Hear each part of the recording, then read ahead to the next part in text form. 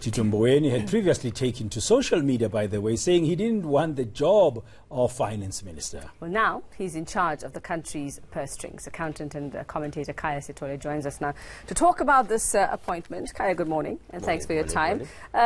Basically, the best choice? Is Tito Mboweni the best we could have done? I would say probably the most practical choice under these circumstances. I mean, obviously, last week we were plunged into a crisis when the finance minister and Nene essentially made that confession out there. And I think what really had to be the deliberations in the president's mind was the question of who is the one person who would probably have the easiest transition into the finance ministry without him having to sort of have a steep learning curve. And I think, obviously, given Tito Mboweni's background and his pedigree, he was probably the one person within that NEC who was able to put his hand up and say, look, I'm already known by the markets, I've got that visibility, I've got that stature, I will step up and actually help out.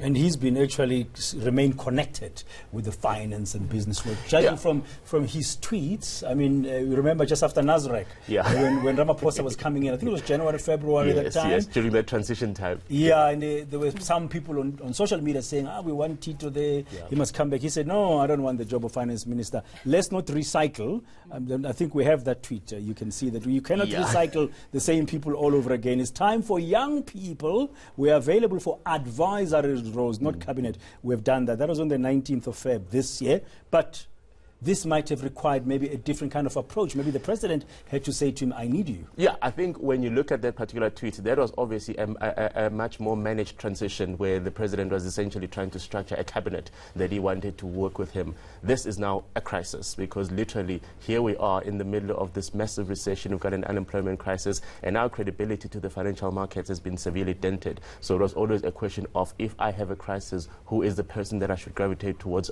approaching? And it has to be somebody who actually has already a standing in the financial market or in the financial field. It was going to be very risky for him to essentially approach someone who's never managed public finances at the level that Tito's already been involved in. Or somebody whom the market would claim is an unknown. Exactly. We've been down that road before, and I think we've seen how the reaction tends to be. So I do think that simply because this was a crisis, we cannot fault the president for saying, let me go for a safe choice. And we cannot criticize Tito for saying, okay, fine, I'll come in and help in this crisis. His sense of civic duty has always been like that. We'll be like, okay, fine, if it is a crisis and I'm called upon, I will step up. And I think even if you look at the tweet, he's the type of person who's always believed that there should be this intergenerational transfer of leadership. And of course, even back then when he put up the tweet, he was simply trying to say to his fellow political friends that, guys, we need to start grooming a new sort of cadre, a new sort of leader that is be able to take up and step up in terms of a particular crisis. And of course, they didn't listen to him, unfortunately, and here we are with him back in the finance ministry. Well, let's hope he's here to stay for a while and not just to smooth things over or just to help us through this time of crisis. And while, yes, Tito Mboweni being the focus of our discussions, Kaya, I mean, the other questions around Cyril Ramaphosa now saying, okay, you've done this, you know, it's the first step towards maybe pulling us out of a crisis. But what about the rest? What about the rest of the cleanup that you have yet to do, or the spring clean? And everybody's probably going to be waiting for that as the next step. Look, it is very difficult for him to deal with this because I think he came on this message that he's going to root out corruption and is going to clean up the administration. And of course, the bigger problem here is that until people are actually convicted in a court of law, it's always a very big risk to then say, I'm going to remove you in cabinet, because the question will be, what is the basis for my removal? And I think what made this one particularly is that Nene essentially confessed. He's literally went out to the country and said, I apologize for how these things have worked out. Unfortunately, his fellow cabinet colleagues don't seem to have, cut around to that same level of thinking, because they simply say, until I'm convicted in a court of law, I'm actually not going to say anything. I'm not going to implicate myself. And obviously, if they don't do that, he has to be the one that actually lays out a case to say, I want it to be removed from cabinet. So I think it is very difficult for him to sort of then pick and choose people. And I think the reality here is that imagine if he had done this earlier on and said, you've been implicated in the Gupta scandal out of the cabinet. Nene would not have been part of that conversation, only for us to realize much later on. And then the question would have been, well, how robust and how thorough were your processes of interrogating your fellow cabinet colleagues if Nene is the type of person who wasn't even going to tell you what the issue was? Just as we conclude, Kaya, just a thought. Shouldn't the president have also used this opportunity to drive exactly that message, to say, with this anti-corruption message I've been giving, with the state, actually he did refer to the state capture inquiry to conclude his speech yesterday, that short speech announcing Tito Mboweni as a new finance minister. Shouldn't he have said, guys, this is the new kind of standard we need to set for ourselves.